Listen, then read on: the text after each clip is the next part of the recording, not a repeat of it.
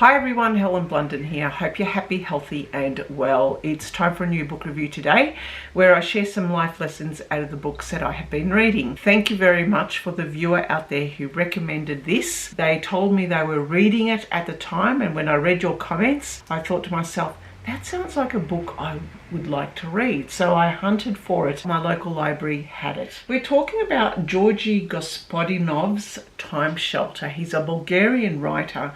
He's written about 4 books, but this is the very first book I have read of his. And I was fascinated by the concept of this book. Why?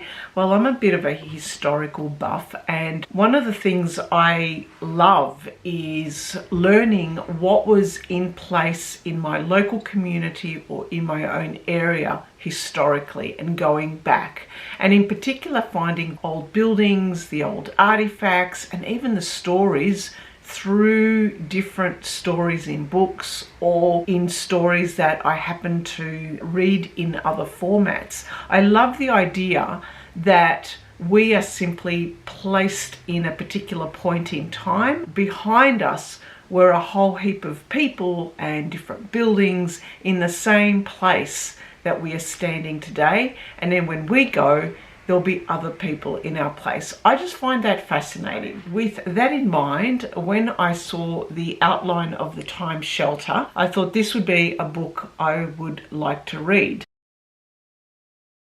It is about an unnamed author who's a journalist, and he is writing and helping a scientist by the name of Destined. He's not really a scientist, he's someone who is creating these spaces that he calls time shelters, and these are spaces that start off quite small in rooms where he does up a particular room of a certain time period, say the 60s or the 70s, and so the people with Alzheimer's can go into these rooms and then reflect and remember, return to those days of old and fire them up again. What happens is more and more people who don't have Alzheimer's learn about these time shelters and then love to use them themselves, and this time shelter concept grows bigger than Ben Hur and starts becoming rooms and then houses and then buildings, to the point that they're all around the world. People are recreating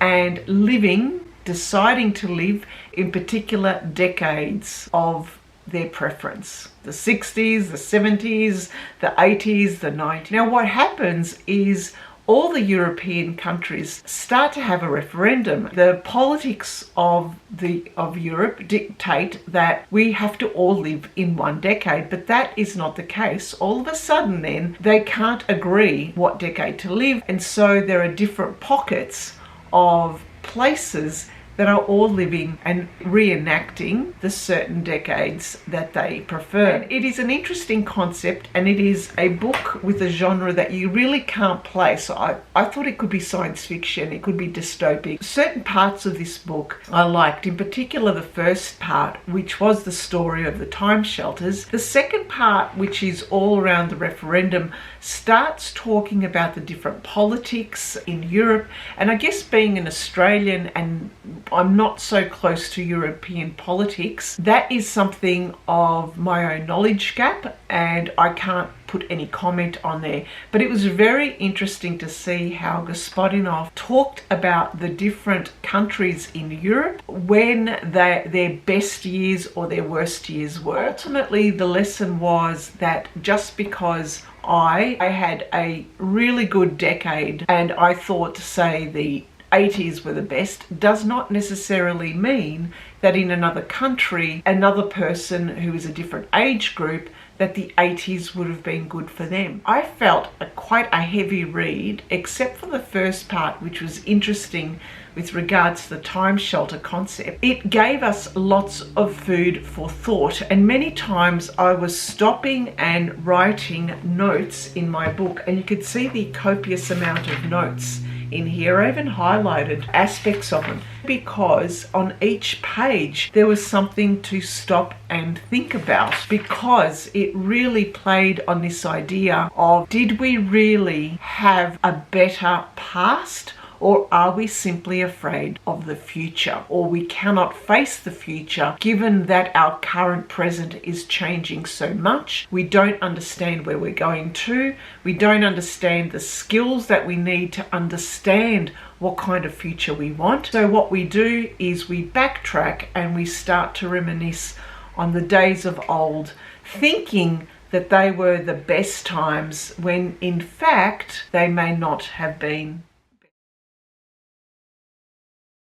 The first one is this idea of which decade do you prefer? For me, I started to think if I did have a choice, I would probably return to the 80s. I wouldn't want to be a child in the 80s. I wouldn't want to relive my childhood. I think I would have liked to have returned to the 80s as an older teenager. Another decade that I would like to relive was my early 20s. My early 20s was a blast. That would be in the early 90s. Come to think about it, I would choose no. I wouldn't go back. I think I've lived those years already and I wouldn't like to relive them. Even though I'm someone who loves trawling through vintage shops, antique shop, and look through these places because I could find knickknacks that remind me of growing up, toys I used to play with, of the music I used to listen to, of the movies I used to watch, of the posters that used to be on my bedroom wall. But would I want to go back? No. The second lesson was a great quote, which I'm going to use for my thumbnail of this video. And that was, we must love another or die. And this was really interesting. I mulled this over, I even wrote about it and I reflected on it in a journal. How pertinent is it, especially nowadays, all the shit going down around the world? It seems as if sometimes post-COVID, everyone's gone mad. At times I think to myself, we're self-destructing in some way. What are we doing? Why are we so angry at each other all the time? Why are there so many wars? Why don't I understand? Why can't people just kind of work their differences out and kind of come up with a future that works for everyone, that doesn't discriminate, that doesn't like, am I being idealistic? Unless we work together and unless we collaborate and unless we figure out what our differences are, there's not going to be a future. We're going to self-destruct. The third lesson for me was how we all have different experiences of our own history. And just because I like the 80s might not necessarily mean that you would have liked those same years. There may have been something happening in your life that was completely different to my own experience. That was seen in how Galstein organised the different buildings with the time shelters.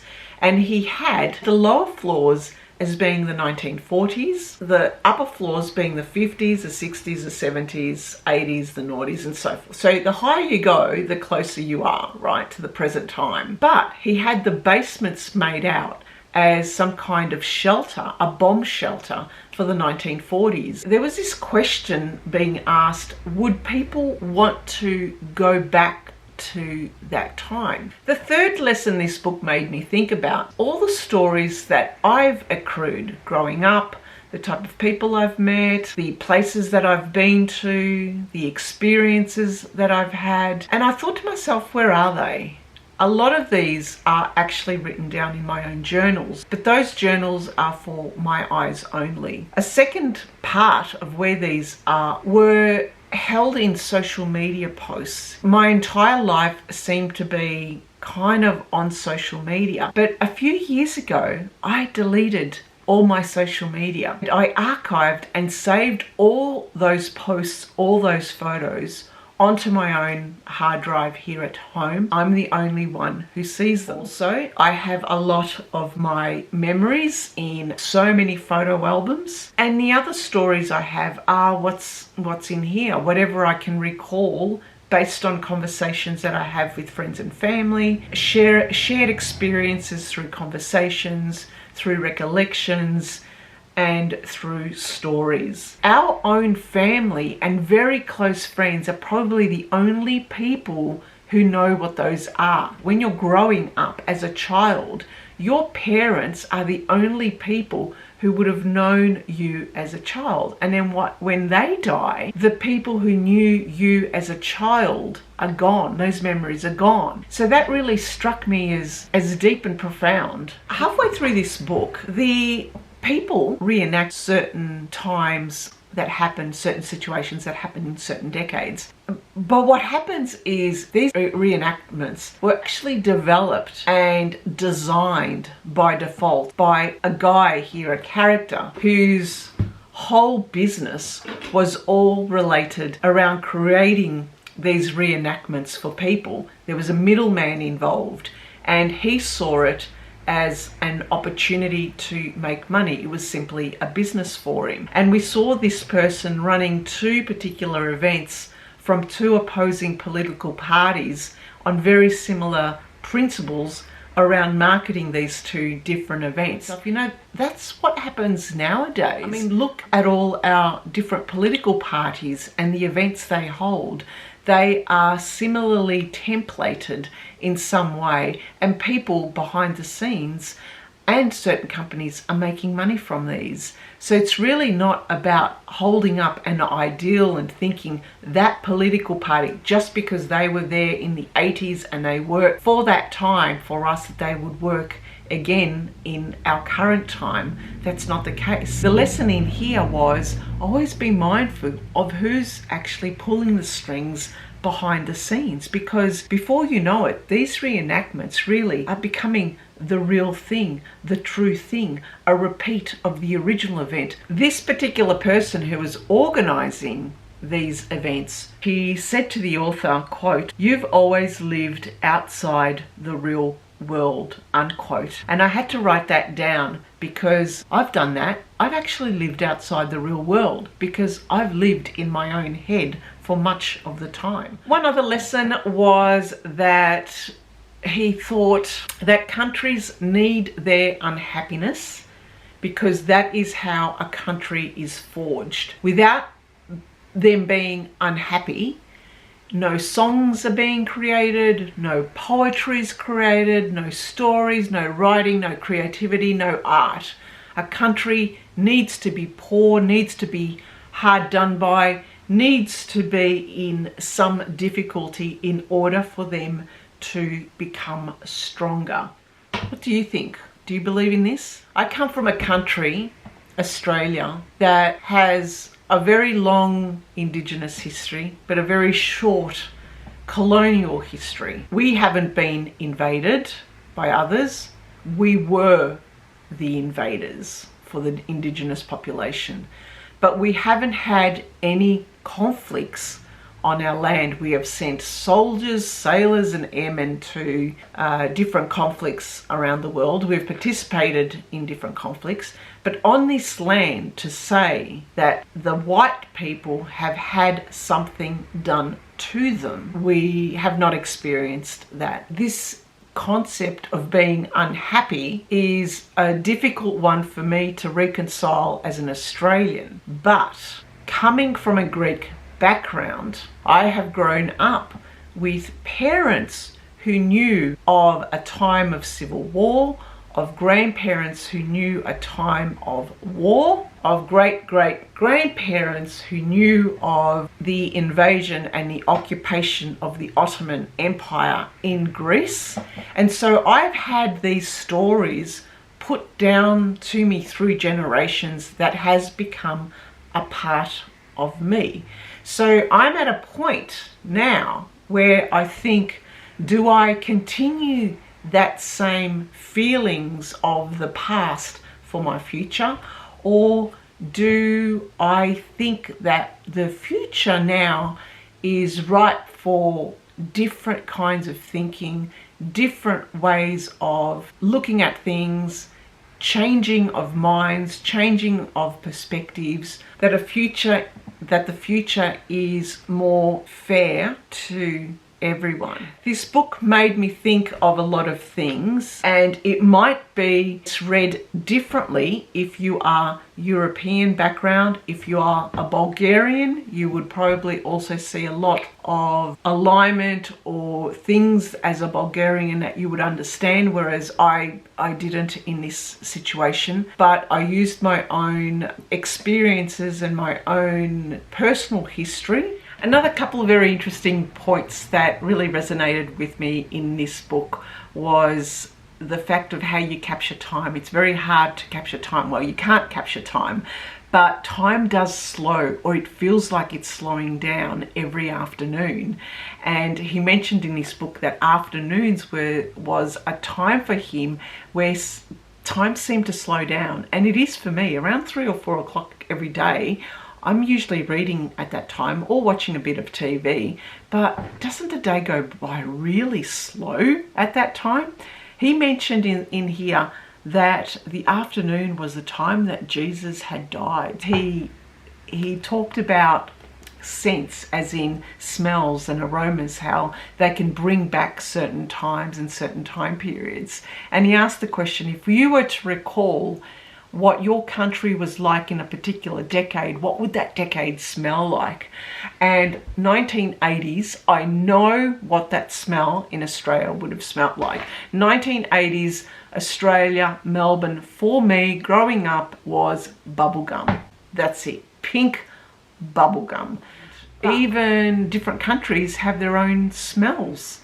I know that I associate America with cinnamon, simply because every time I fly into America at the airport, there's always cinnamon, whatever that company is, someone selling some cinnamon scrolls. That's all I smell. So New York, Florida, you name it, I just smell cinnamon whenever I get to America. Okay, that is a lot, isn't it? It is a big book to think about. That's what I'll say. It's not going to say it's an easy read, but it is a book that you have to read slowly, digest and think about at the same time. The very first part of the book is easy to read. The second bit goes into European politics, but you can get through it, especially if you're a European. There is absolutely nothing new here. And it does make you think a lot about time and about memory, about recollections, and about the fact that we have to be careful what we wish for. Ultimately, my lesson in this book is don't bother going back in time. Don't bother reminiscing or trying to go back thinking that was the best time to live in. Keep your eyes open, keep your ears open, ask a lot of questions, be curious, find other people who are different from you, learn from them, find out different aspects of their life, work together, play together, and create a new future. So we're not as scared of it. All right, thank you for listening and thank you for watching. Bye for now.